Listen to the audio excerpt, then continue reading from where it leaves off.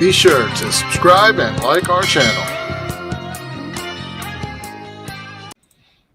Welcome, everyone. This is Deeper Down the Rabbit Hole, otherwise known as the Queen City Videocast if you're watching on video. And where are we broadcasting from, Zach?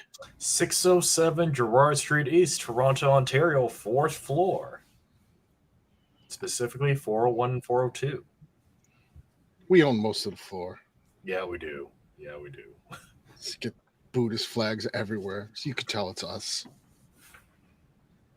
So, who do we have on the show tonight? Well, we have Arden Leigh. Is that Leigh? All right. So Arden Leigh, she is a facilitator of the Repatterning Project. She's also an author, and she's also a musician. So with that, welcome to the show. Thank you so much for having me. It's an honor and a pleasure. So the Repatterning Project, you said you started off and you kind of talk about you wrote this course after you had to work through events that caused you to write this course. Essentially, Repatterning Project's about dealing with personal trauma, but you had to actually go through personal trauma to be inspired or have the fuel to actually write this course. So maybe you could talk about how you took all that and what happened and then took all that into the course. Sure. Yeah, that's a great place to start off. Let's put it this way. I was not aware that I had trauma. I grew up with trauma being normalized. I'm neurodivergent also. I'm autistic and quite likely ADHD as well. So what I've found is that this is a very common occurrence, especially for neurodivergent women or femmes who grow up either with abuse in the home, which was true in my case, and social sort of, either bullying or ostracism or easily getting into toxic or abusive relationships, which was definitely one of my patterns, having that normalized in the home. And then, combine that with neurodivergences, being neurodivergent in a mostly neurotypical society and being accustomed to not trusting your own judgment or your own intuition and assuming that other people know better than you, because that's kind of how you've been treated your whole life, is quite a recipe for getting into a lot of toxic situations and not knowing how to draw personal boundaries and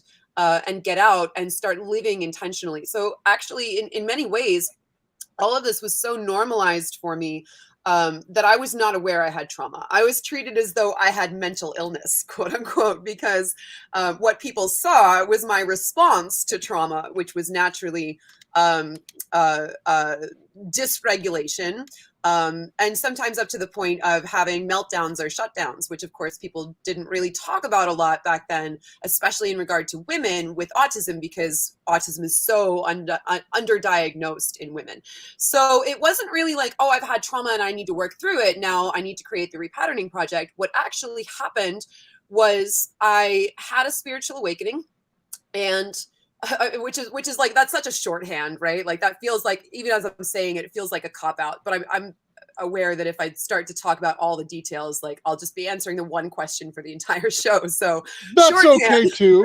That's all right. That's okay too. I mean, because like we're a spiritual show and people might have to know what that means. I think I've talked a whole show. I've talked on whole podcasts about how I came to magic as a complete skeptic. What I like about your work, actually.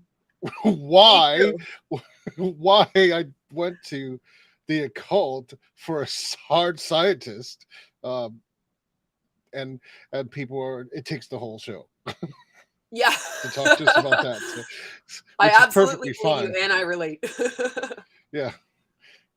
Because people can't square the circle that I don't see any problem with these combinations now anymore. So yeah, I mean, if you want to talk about that, we will be glad to facilitate that as well, because I think people will find that interesting, because people think that spiritual awakening is this walk in the park, right? They don't understand, and like especially nowadays in TikTok, you would think that they just don't. They think they do a little ritual, and that's the same as doing magic, and we're trying to be a voice to say, well, wait a minute, that can lead to some things you don't expect, or there's actually a spiritual process that happens when you're doing emotions that maybe it doesn't happen the first time or the 100th time, but that 101th time, like, or whatever it is, something happens. Like, we could call it spiritual awakening, dark night of the soul, shamanic sickness, whatever you would like to infer or call it. Yeah. Yeah. Well, awesome. Thank you for the space to unpack that a little further. For me, I lived in New York pretty much all my adult life, and that was where most of my, adult trauma had happened. And getting out of New York, moving to Los Angeles, getting out of that survival mode, and suddenly being in my own space. I moved into the apartment that I'm still in now, where I live alone. And so it's almost like when you have the space to finally feel your feelings, like everything pours out.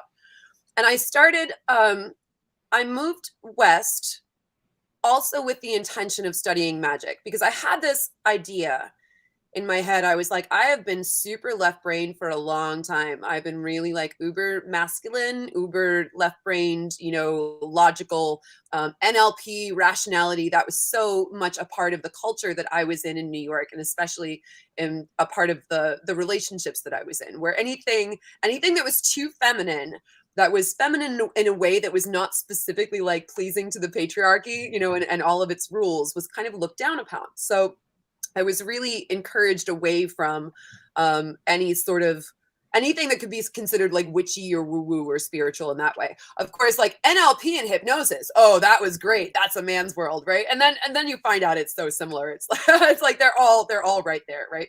So I think I was just on a show where I kind of said that, well, people like to forget that NLP and psychology were originally part of magic, and then science cherry-picked them because it worked so well, and they could provide a theory for why it worked, but it was still originally part of magic.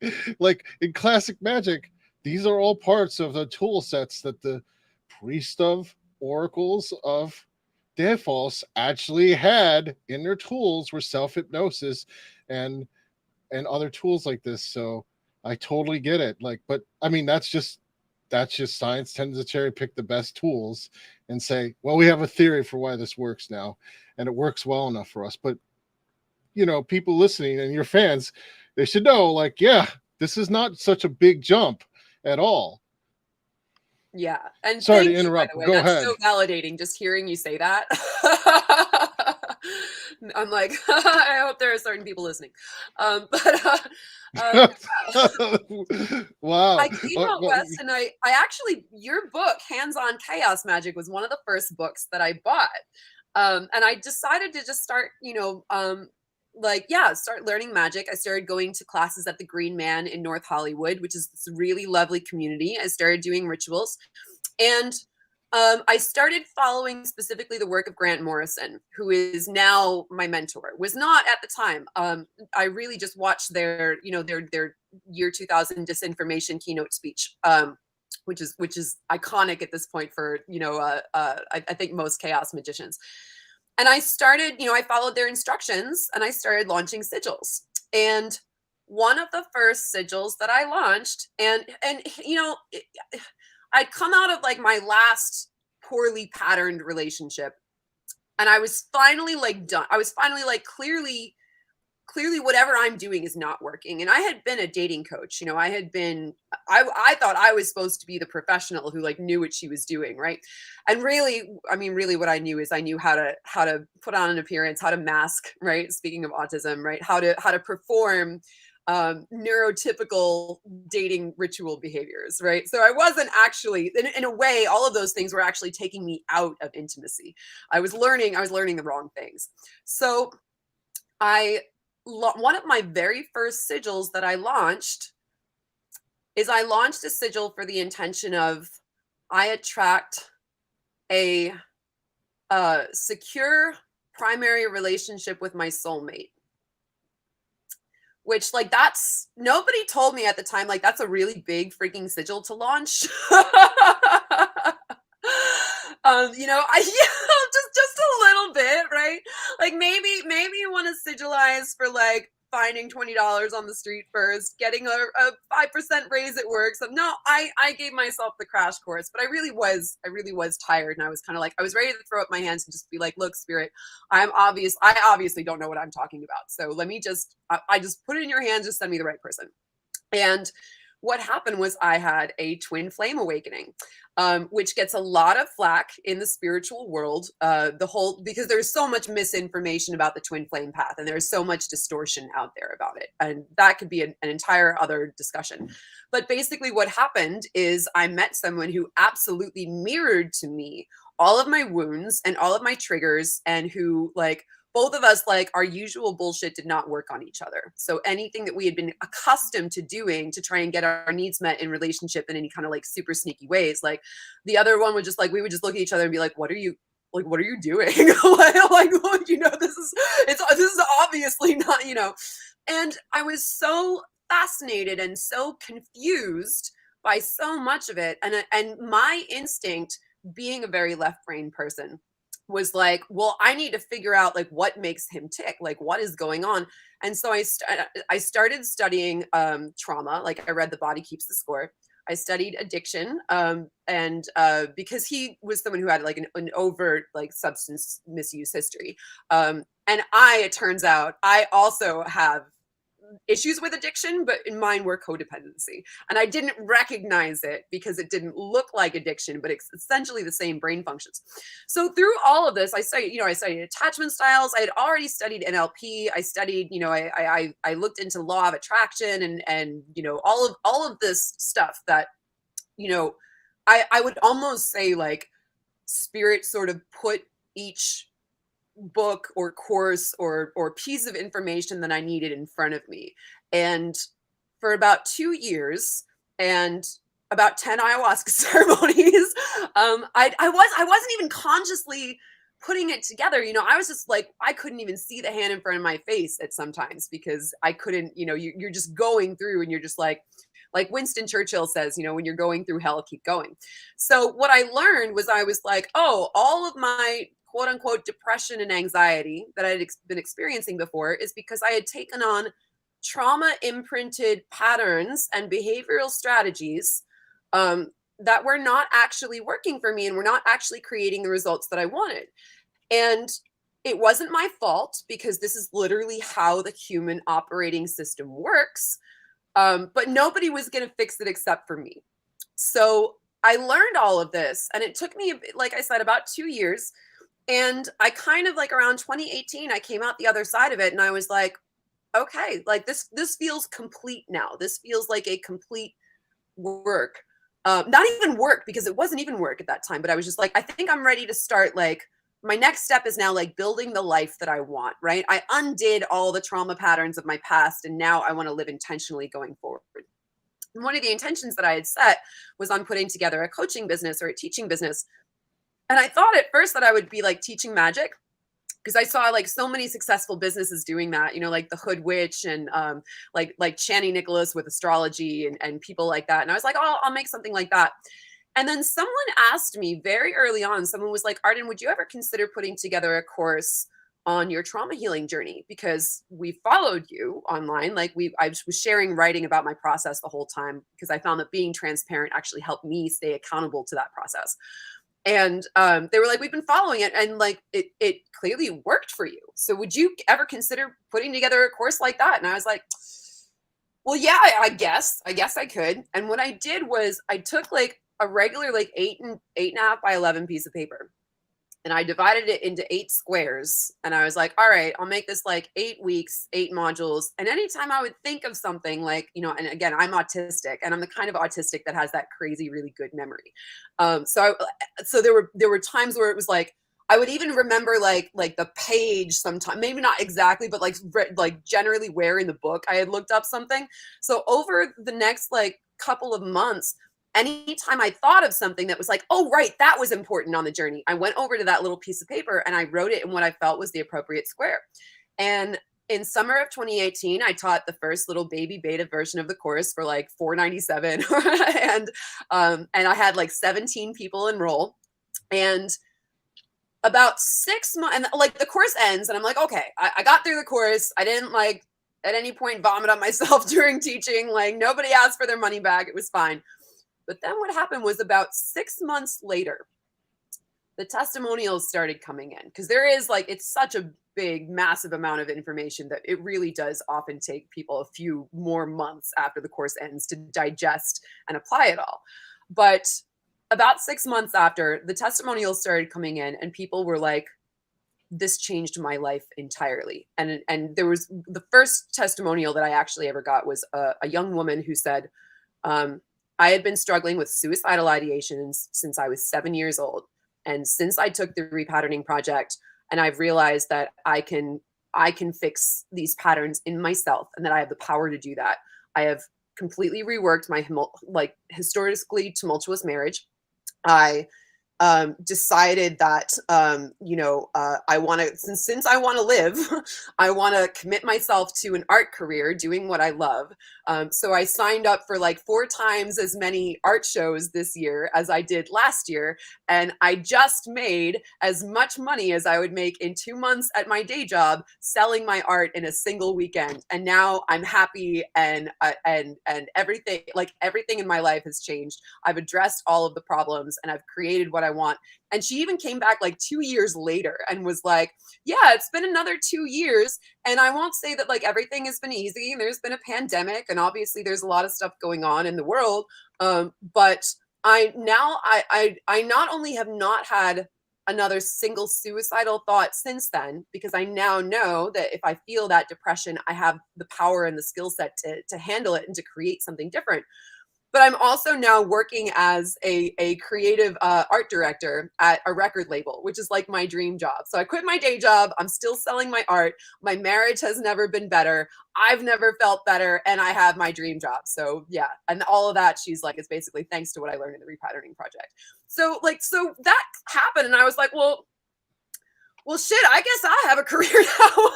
I was like, I guess I started calling it the Tesseract, because I was like, it's this incredibly powerful thing that I do not yet fully understand, but I know that it's like my job to steward this and to share it with other people. So honestly, the last 4 years have been a lot of like me digesting and unpacking like exactly what I learned. But as I kept going, I kind of realized, I was like, what I'm teaching people, I don't advertise it as chaos magic, but essentially what it is, it's the understanding that that your beliefs and your imprints are, for the most part, when you come into this world, like yes, I do believe that we have like a soul, we have a part of ourselves that is immutable, right? But so much of the conditioning that is on top of it, it's not ours. And so we can change it out. The only difference is our circumstances and our degree of privilege. So is life fair? No. If we grow up with abuse, does it suck? Yes. Is anybody else going to change it except for us? Probably not. So it's up to us to like consciously learn, like, all right, these are the imprints that I learned. And it was totally normal and a normal function of my own human operating system that they got installed in this way. But I have the power to make them conscious and undo them and reinstall new beliefs, habits, mindsets, and patterns and behaviors that actually support me in getting the life that I want. So it's really about like taking a variable, right? And saying, what is the variable that I need to put into this equation in order to get the result that I want, which is essentially, after this crazy spiritual awakening happened, when I started more formally studying the tenets of chaos magic, I was like, oh, that's essentially what chaos magic is. So it's more or less. I'm happy that you don't shy away from that. So many people don't want to admit it. That's what chaos magic was sort of about. But it's very interesting because it's like you're coming full circle.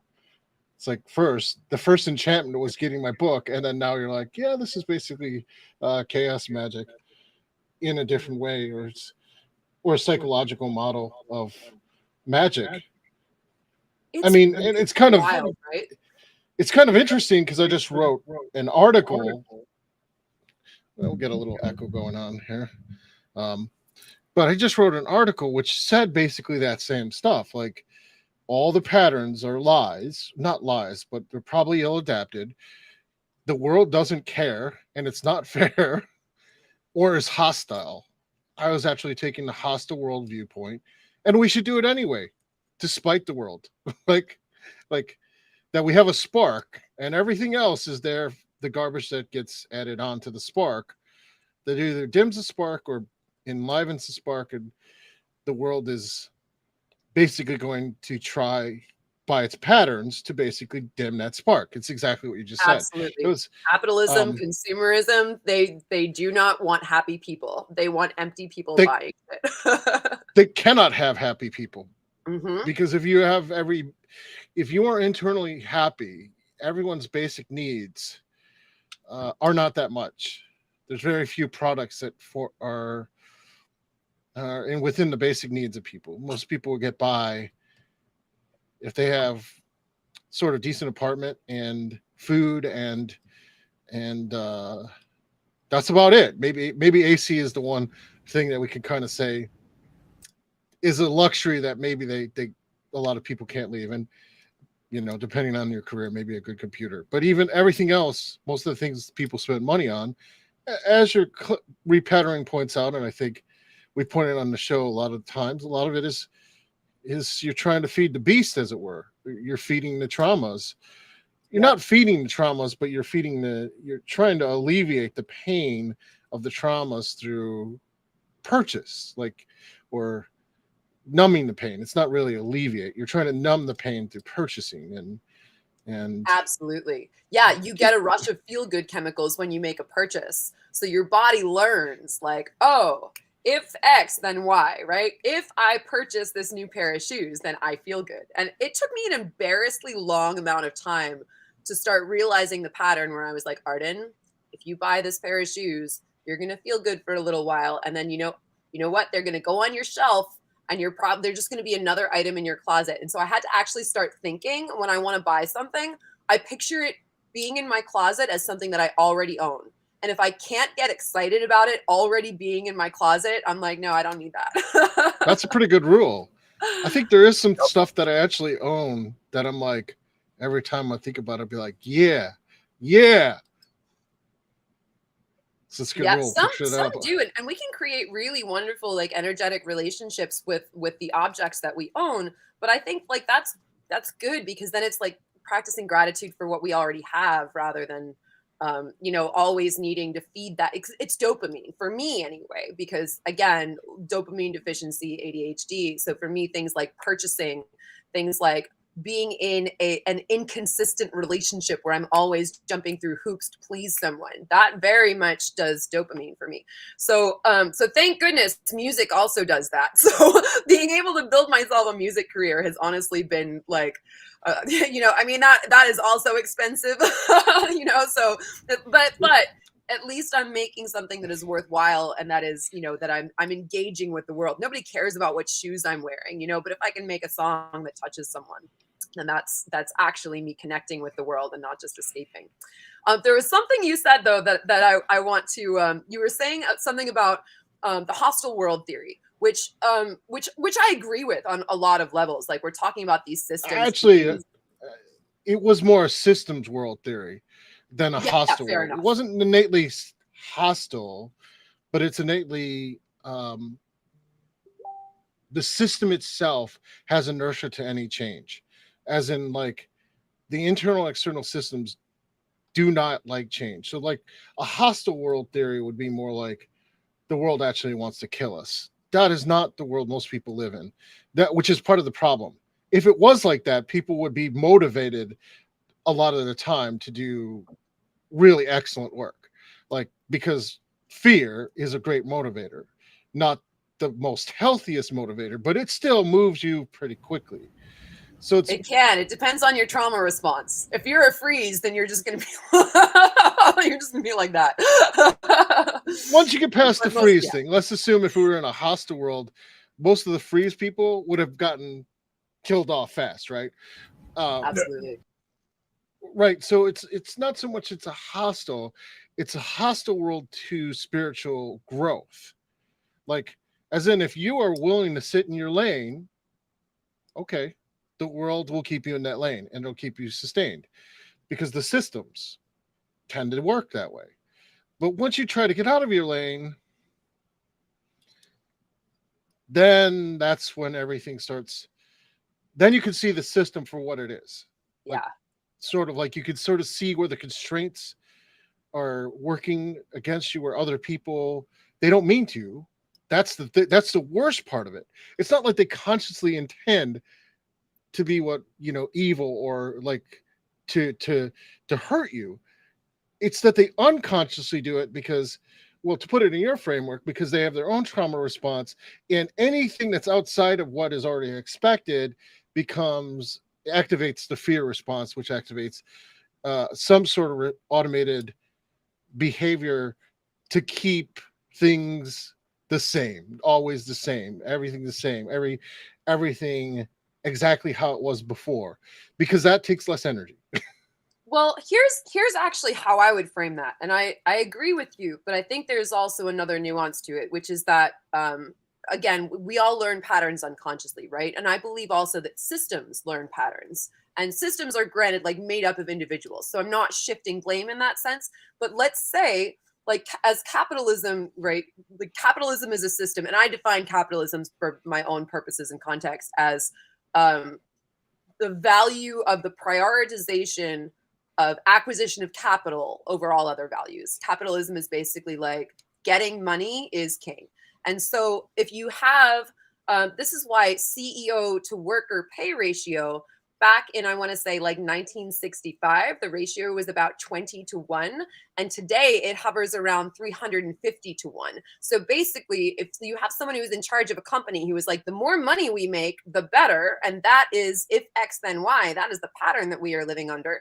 Then us keeping profits and reinvesting profits into things that are going to make us even more profitable, but not raising the pay of our employees.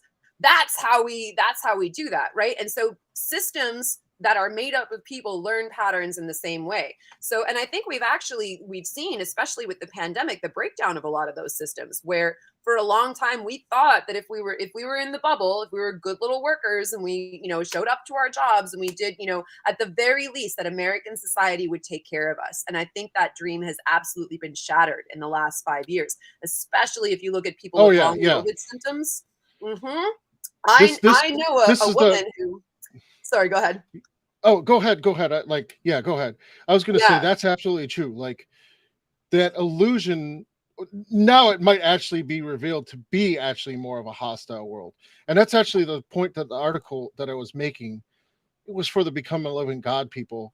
And nice. The point I was sort of making was, yes, the world owes you nothing and it's going to give you less. It's what you can take at this point. And I don't mean that you should be aiming for win-win situations whenever you can. But that's not possible with everyone anymore.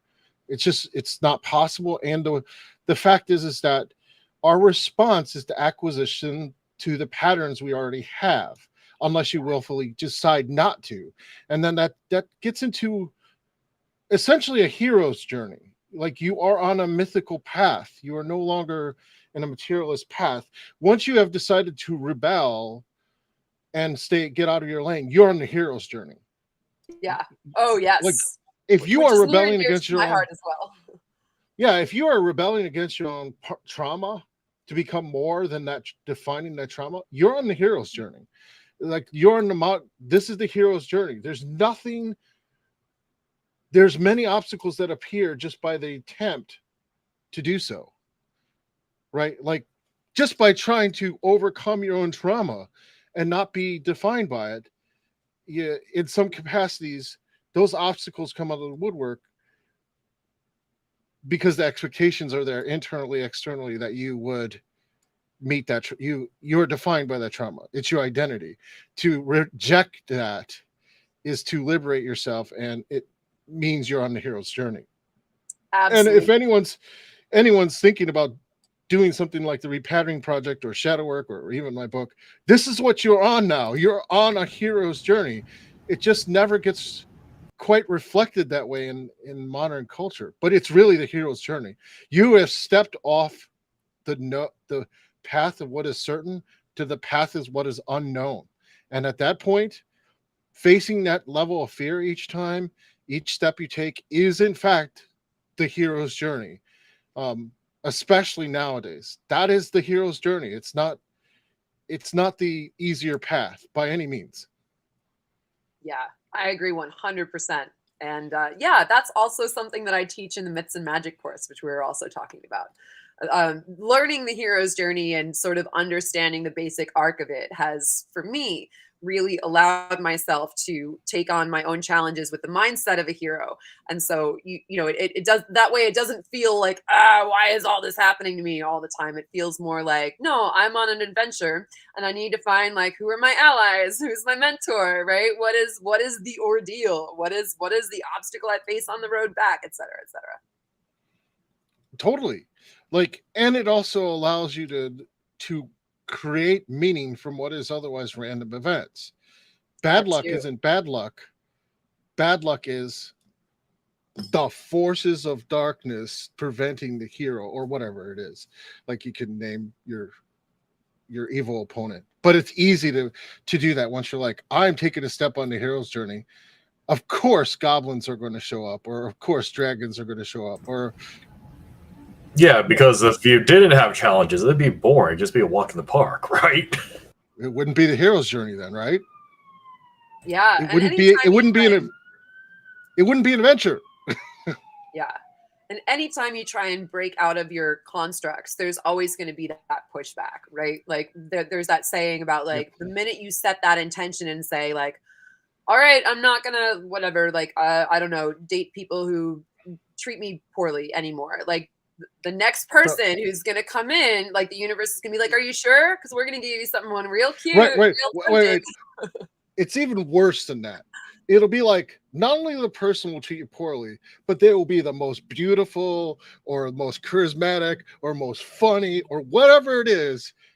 And they do this. Like, it's always, it's that combination. It's like, yep, okay, right. I mean, that's kind of what I was getting at the article about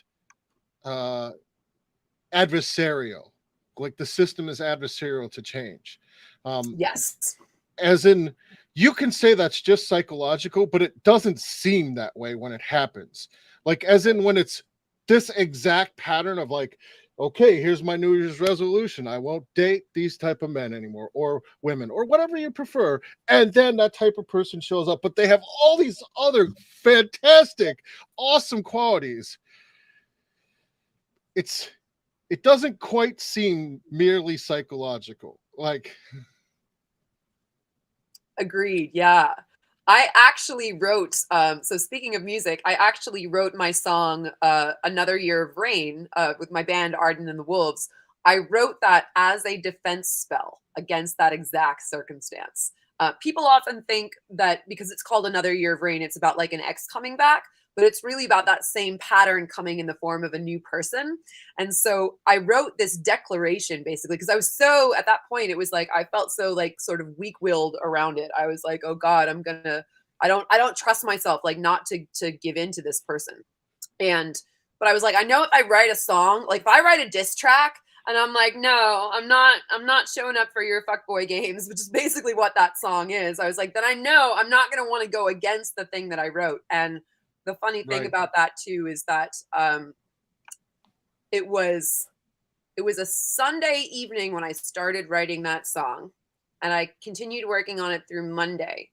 And then that Tuesday evening I was invited.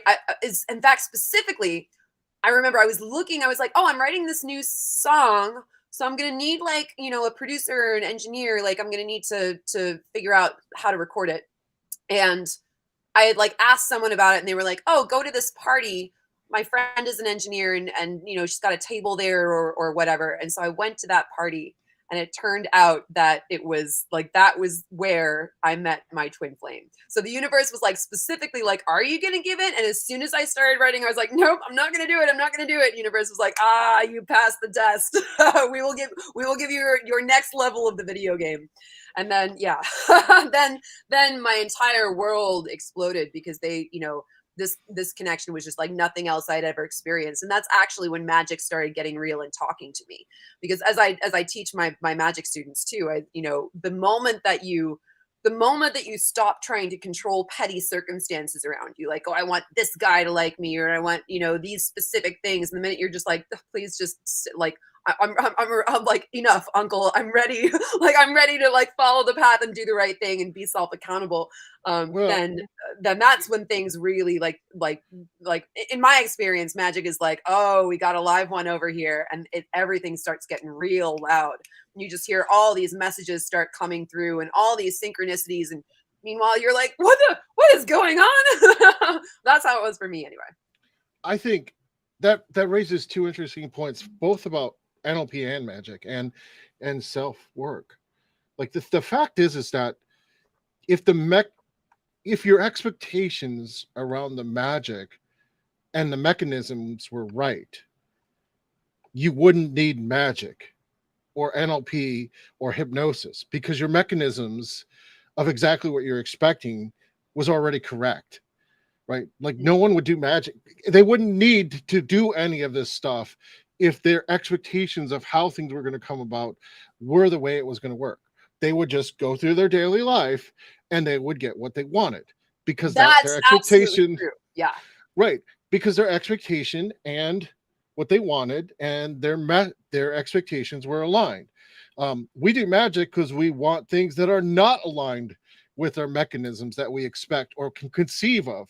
If we could conceive the mechanisms, we wouldn't need magic, and we wouldn't need self NLP, or we wouldn't need any of this stuff, because the mechanisms of what we conceive were perfectly aligned with what we want.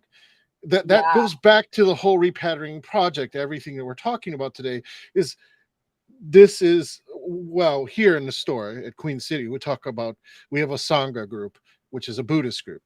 Oh, nice. An esoteric Buddhist group. And we talk all the time about this principle of attachment.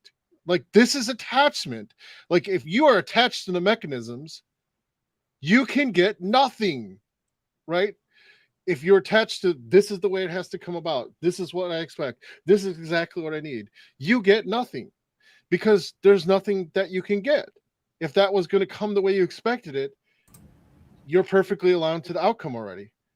Go ahead, Zach. You're going to say something? Well, I mean, that's just putting it to a model, right? It's like, if your model worked, you would get anything you wanted. But obviously, shit ain't working, so you have to break out of that.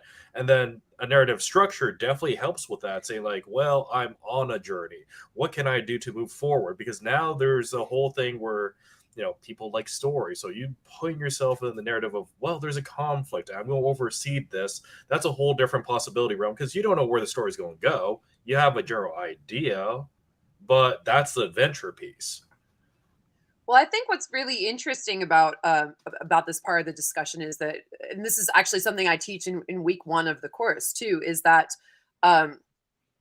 folks who have grown up with privilege, right? Folks who have grown up with especially a lot of wealth and a lot of privilege in America are kind of accustomed to getting what they want. So their mechanisms, you could say, like their strategies tend to work for them, right? Whereas this is why I believe magic is a tool of resistance, right? Or at the very least, it can be, because for those of us who grow up and get imprinted with faulty mechanisms, or don't have privilege, or you know, get imprinted with trauma, et cetera, it always reminds me of Carl Jung's quote, which I put in a song on the full length album that I'm working on. It's not released yet, but in the future. And that quote is, no tree can grow to heaven unless its roots reach down to hell. And so I always think of, like, you know, if you see, it's almost like, you know how there's a phenomenon of space madness in sci-fi, and like it's always the white guys, no offense, like who end up like freaking out because they don't know what to do when they lose control, right? But you see someone like even I feel like in fiction, I can't think of any examples off the top of my head right now, but you see like someone who is like someone who is a Black woman, right? Who might be in a horror film is just like, no, I'm not going in that basement because I already know. Like, I already know that. Well, that I mean, can be harmful. The bad thing is it's always the white woman who trips or goes out in the basement and dies. So, I mean, those are the tropes, right? I consider myself, you know, basically Hispanic sometimes. So, like, even though I'm mostly Eastern European, which is not not at all the same culture as Protestant at all. Not at all. Yeah. One of the We actually comparisons. believe in demons. I learned about demons and saints and stuff from a very young age, even though I was skeptical. I believe you. They, Yeah. They think there's horrors in the world, or they believe it. So yeah. The comparison that I use in terms of not even magic, but say reality creation, like intentionally creating your reality, is the comparison I use is like if you look at Donald Trump, right? And I created this course in 2018, so he was still president at that time. Like, I'm like, would you ever want, like, he obviously has a ton of wealth and a ton of privilege and has managed to like bluster and con his way into like literally the presidency, but he is so emotionally dysregulated he can't even enjoy it, right? And then like we find out like he's been a grifter the whole time and he's probably headed for like hopefully anyway for a very swift demise. So that is like, and you look at someone like Trump, and actually like according to a Forbes article, Paris Hilton actually invested her inheritance better than Donald Trump did. She inherited less, but she managed to invest it more wisely. So she actually grew her wealth more than Donald Trump did with what he inherited, right? And the comparison I like to make is like there's Donald Trump, right, who was given everything but absolutely did not know how to invest it or use it or handle it, versus Oprah. And Oprah, Oprah grew up in poverty. She grew up with abuse. She grew up with abuse in the home. And she managed, I don't know how she did it, right? But she managed, and especially, being a Black woman in America, especially in those times, that's also its own form of systemic abuse. But she managed to get a scholarship to college and start doing radio broadcasting. And now she's like one of the most powerful, not even one of those powerful Black women, not even one of the most powerful women, but one of the most powerful people in the world. And so my goal with people who are in the repatterning project is I'm like, let's align you with your Oprah trajectory, whatever that is, wherever you started off, whatever you started with in life, no matter your circumstances. Let's teach you whatever you need to learn to play the hand of cards that you were dealt in the same way that Oprah did. So one of the things I'm proud of is that there's so many teachers out there who are especially like white neo-spiritual, like new age teachers teaching manifestation, right? And they're teaching like, oh, you can just manifest, but they don't unpack their privilege. And so I like to be able to say that like, yes, privilege exists and everyone is dealt a different hand when they incarnate into this world.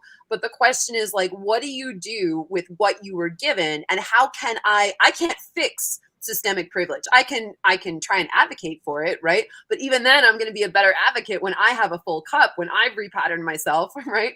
And in the meantime, since I can't fix the system, can I teach individuals how to use the hand that they've been dealt as well as possible so that they can empower themselves? So that's kind of the mission of my work. So there's two things there. First, how do you get people to model the values of someone like Oprah? Although we could argue whether or not that's somebody you should model. Some people would say yes, some people would say no, based, on whatever story you want to believe. But how do you get to model the values and mindsets, to ascertain their mindsets, and then internalize that mindset? Like, how do you get to quantify? What does that mean? Like, what does it mean to figure out what the important qualities of their mindset are, and then internalize that through the modeling process? So how are you doing that, basically? What is the first advice to people trying to do that? Oh, yeah. Well, I just teach the mechanics of it, essentially, right? So let me see if I can break this down as concisely as possible. So we learn experientially in the world, right? We touch the hot stove and we learn that it's hot. So we form these internal algorithms in our mind. If X, then Y. If I touch that hot stove, I am going to get burned. If I speak up for my needs, I get bullied. If I people please, then people like me, right? If X, then Y. And obviously some of these are faulty, right? For me, I was a big people pleaser. So realizing that like, if I am valuable to people, then they will treat me well, was actually a false. I was like, that's not true, Arden. It took me longer than I would like to admit to realize, like, oh wait, I have that belief and it's actually not true. But what happens is what we have confirmation bias, right? And which is kind of the basis of a lot of the law of attraction, right? People like to pretend law of attraction is all woo. At the end of the day, it's kind of like, if you have a belief, if you have an internal algorithm, then you are more likely to see evidence that proves that that belief is true, even if the belief doesn't actually serve you. Even if the belief is something like, people are horrible, and when I go out in the world, you know, everybody treats me badly, or I just have all the bad luck or whatever. Like, we always see people who are around like that, and it's like, well, yeah, you could have 100 things happen to you in a day, but the ones that you remember, and you know this from NLP, we know that our brains, our mind-body systems, take in information at roughly 8 billion bits per second, and then they delete, distort, and generalize and form a memory that we cannot count on as being totally accurate, right? And not only that, but we select specifically for the parts that are familiar to us. And so the more that we do this, the more it confirms the belief, the stronger the belief becomes, and then the more evidence we see of that in belief in the world due to our confirmation bias, right? So basically what I teach people is, I'm like, all right, this is going to suck at first, because your mind is going to have that backfire effect when you go against something that is when you try and convince yourself of something that goes against that belief that you already have, like, patterned so strongly in you, even if it would serve you, right? Even if it's the thing that you want, or the thing that you want to believe, it's going to be really hard. So for me, it was around like late 2016 that I set an intention specifically to repattern my relationships with men. And if you remember, like, what late 2016 was like, it was terrible, right? We were like right on the crest of getting into the Me Too movement 1 year later. So it was like all that stuff that was under the surface was coming, was coming to the surface. We had Trump, going around bragging about sexually assaulting women and then winning the presidency. We had the Women's March in early 2017. So all that stuff, finding evidence in the world of men supporting women emotionally and being in healthy relationships with them and being kind to them and treating them like human beings was not easy during those news cycles. But I was like, I'm going to do it. So I found, in fact, the first bit of evidence, the first shred of evidence that I got, right? You just need one piece of evidence to start a new belief. And the shred of evidence that I actually had was from Grant, who now identifies as non-binary, but at the time, was still identifying, as male for lack of that greater discussion. And Grant wrote me an email wishing me a happy birthday, and I was performing a show with my band that night. And that was like, it was such a small, it was small, but it was so significant, because Grant's obviously like a really busy and really successful person. And the fact that I didn't even know that they knew when my birthday was. So the fact that they had like taken time out of their day to write to me and wish me a happy birthday, especially when they're so busy and successful, I was like, holy shit, I can no longer deny that this is like evidence of someone showing up and supporting me, right? And so I clung on to that. And I was like, I'm going to put that into like the nuclear reactor of my confirmation bias. And I'm going to look for evidence everywhere I can find it of men treating me well, treating women in general well, having, the right beliefs and mindsets to create healthy relationships with women, et cetera, et cetera. And as you know, law of attraction, confirmation bias, what you focus on increases. And I am like so thrilled to say that my relationships with men today, like, because I have been able to practice discernment and not give my energy to men who are still in those, outdated and toxic patterns, and to attract more and more men who are actually like on my level and can communicate with me. Like, I have some of the best men in my life, at this point in time. And at that time, like, all I had known was abuse and trauma and toxicity. So I teach that, right? So basically, like, I teach, like, all right, find the evidence of what it is that you want, right? Look for those internal algorithms, and then understand that the more that you believe in that belief, the more evidence you're going to see of it. And then the more evidence you see of it, the stronger the belief is going to get. So it is a snowball pattern, right? It's not just a static thing. It actually accumulates energy over time. So you want to be giving energy to the things that you actually want. So anything that you think you believe or that you even really feels true to you, if like nothing is true, everything is permitted, then you better choose the ones that you want, right? If I'm going around with the belief that like all men suck and all, you know, all my relationships are toxic and I'm just always gonna, whatever, my heart always gets broken, that doesn't serve me. That's not fun. That might be all the evidence that I had in the past, right?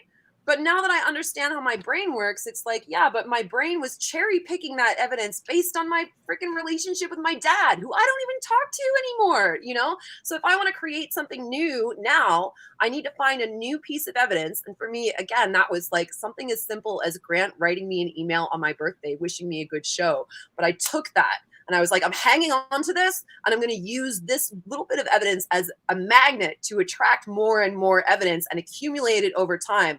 And that's how you end up, changing things finally, you know?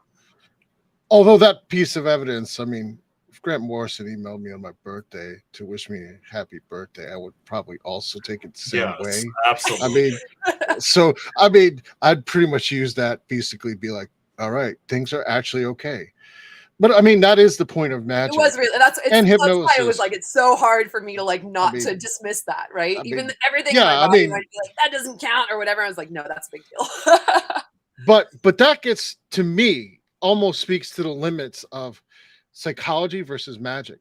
To me, you're describing a magical result of what you're asking for, because you had an instance of something, you described it as small, but I'm going to say if Grant Morrison emailed me, I will pretty much frame it and put it on the wall. Yeah, so, I mean, put that out, get that going. But that is sort of why I say it's a magical result versus an NLP result or a psychological result. The impact might have had a huge impact psychologically, but the intention that you put out there was to not fall into the same pattern.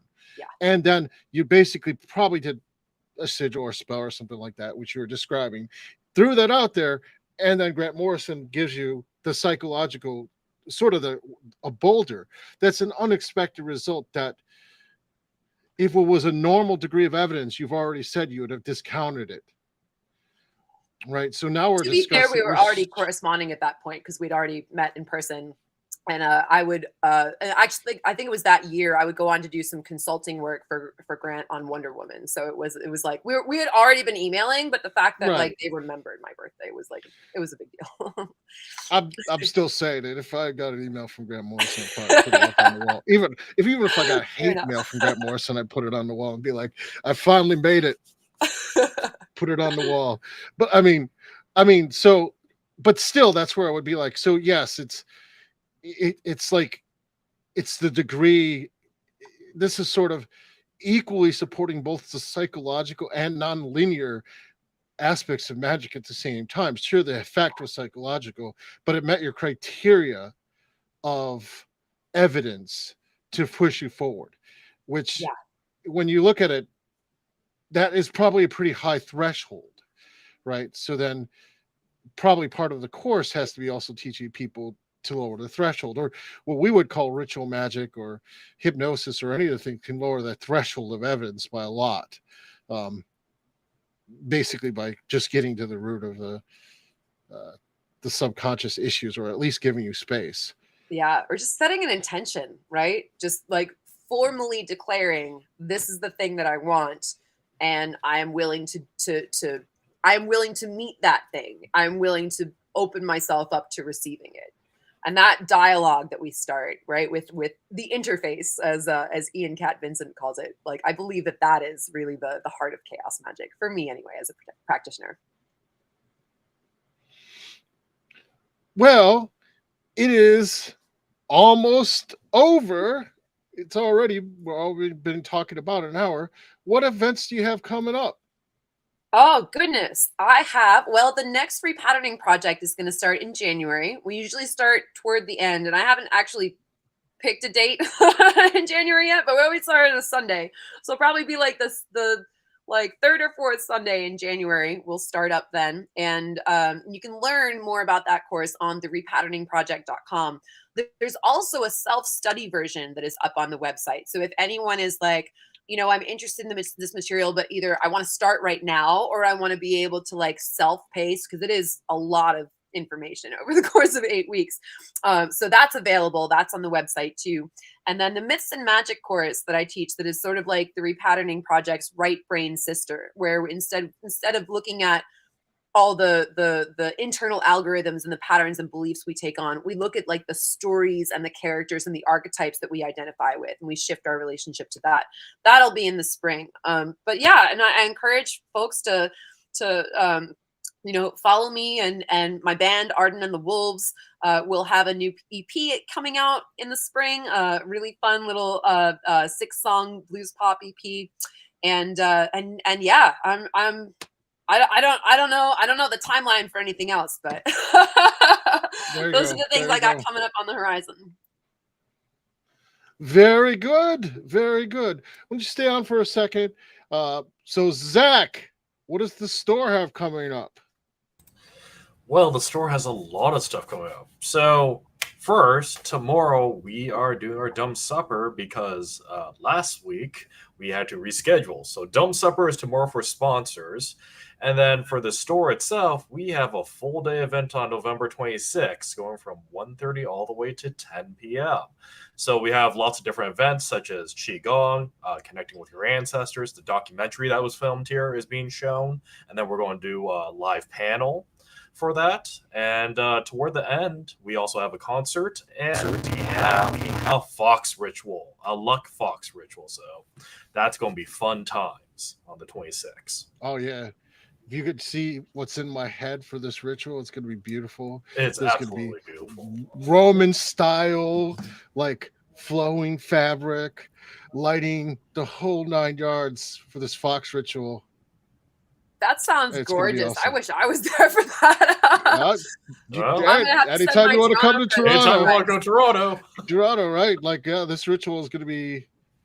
we've got some plans. We got some plans. I mean, that is the starting ritual, and then we're looking at getting a workshop set up in the early, probably January, February. So, which again, we don't know the date because we're figuring it just seems to be a theme.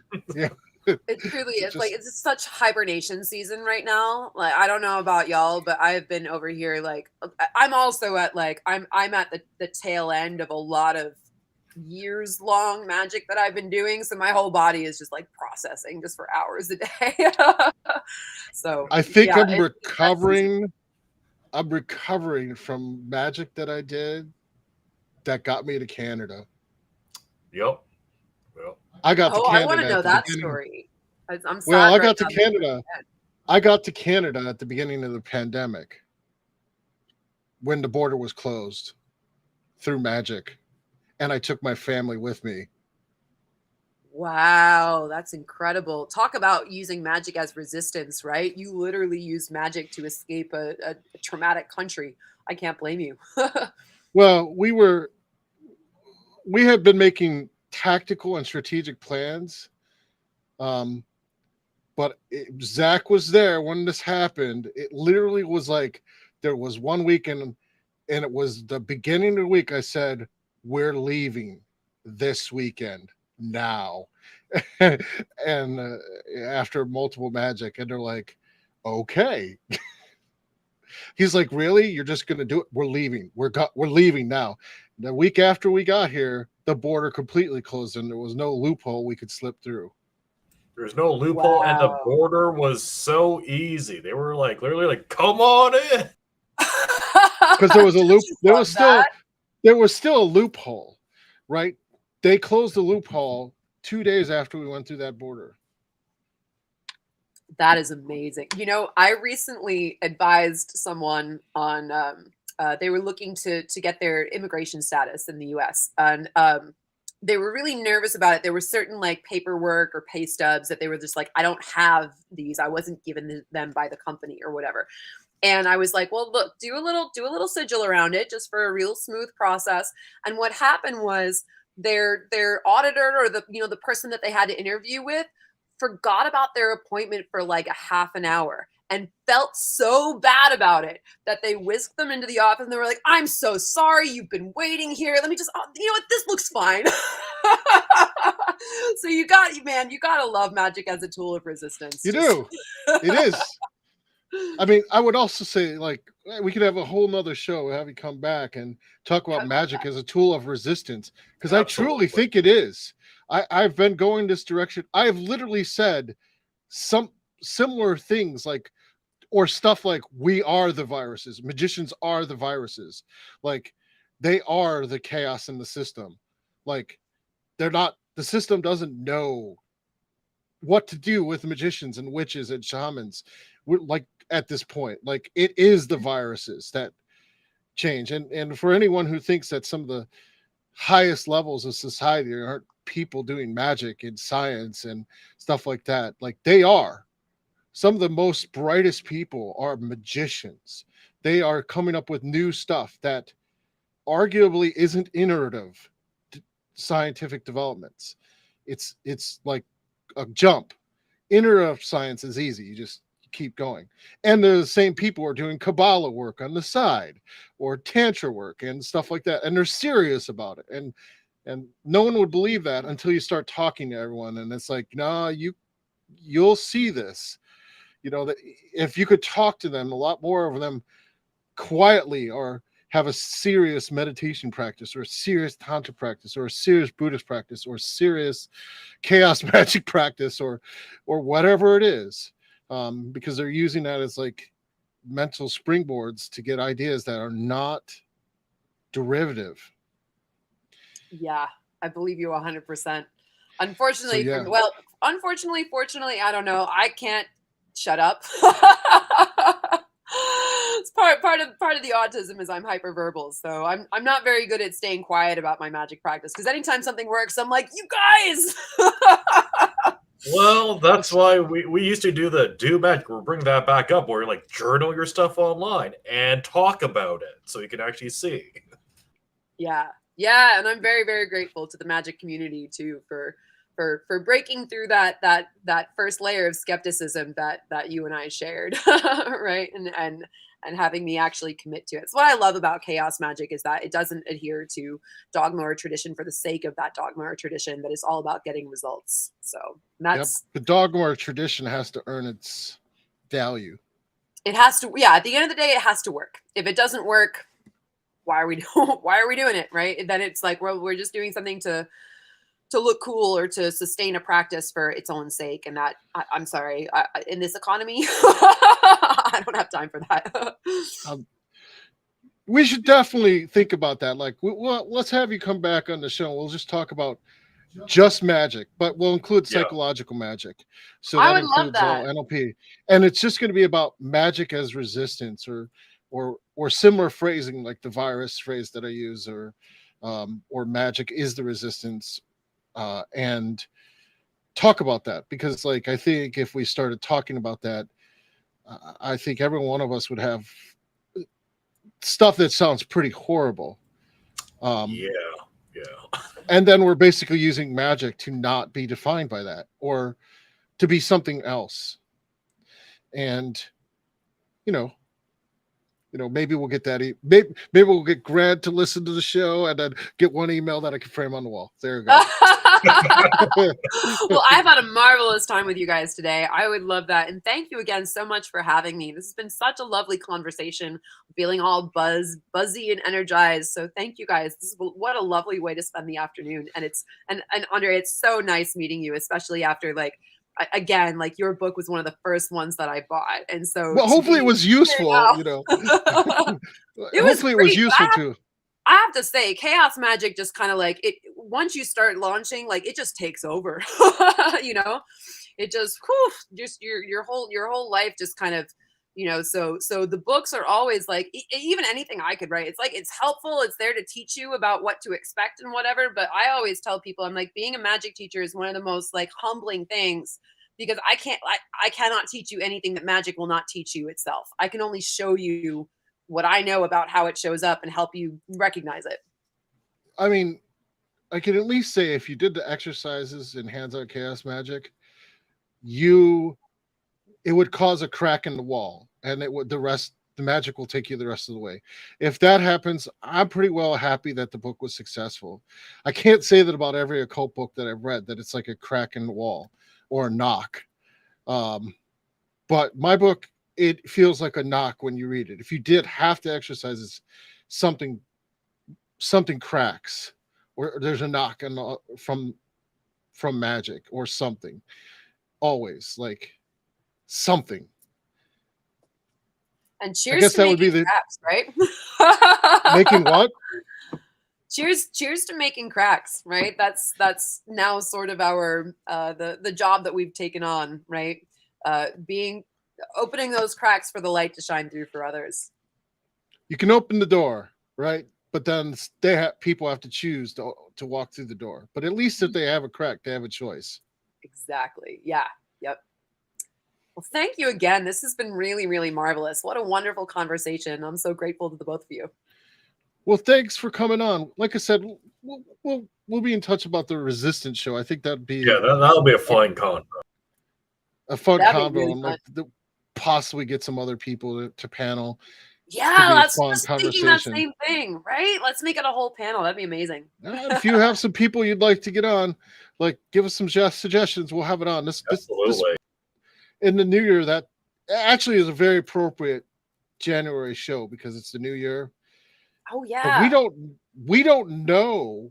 Well, we don't yet know what reality is going to look like in the States. We have some ideas that it's not as bad as it could have been, from my perspective. But we don't actually know if there's going to be another COVID, or things are going to get worse, or supply chains are going to fall apart, or any of the things. And talking about magic as resistance is probably something we should do. Like, because now, to be blunt, as we're kind of leading to, just kind of half-assing it, being magic as a lifestyle accessory, doesn't cut it when reality got changed. The difficulty of reality got changed from sort of maybe medium hard to hard with COVID. Yeah, big time. And you just had Sarah Mastros on the show too, correct? I haven't watched the episode yet, but I'm really excited to. She is so lovely. She's so great. She's one of the people that I go to when I have questions about my own practice. And especially she and I are both devotees of Hermes. So whenever she's been a devotee of Hermes longer than I have. So when I have questions about my relationship with Hermes, I book a session with her. So, I would love to be featured on a panel with her too. She's super smart. There's not many people.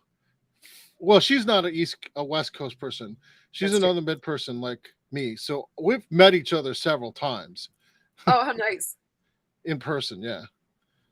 In several different conventions. Nice. So I've known her a while. I've known her before she started writing books. So. No kidding. Oh, that's so cool. Yeah. I've been around a little while. I shouldn't admit that on video. Well, that's as someone who feels like she got her start in magic far later than she would have liked to, I can say that being around for a while and practicing for a while is also pretty enviable. So grass is always greener. Sooner or later, our store will have a manga artist and an anime featured on Netflix. That we will. We have stories. We have stories, and that's going to be we're going to enchant to find it because we have stories. That sounds. I mean, that sounds like something you could very easily cast for at your skill level. I absolutely believe in your ability to get those results. It's finding the right artist.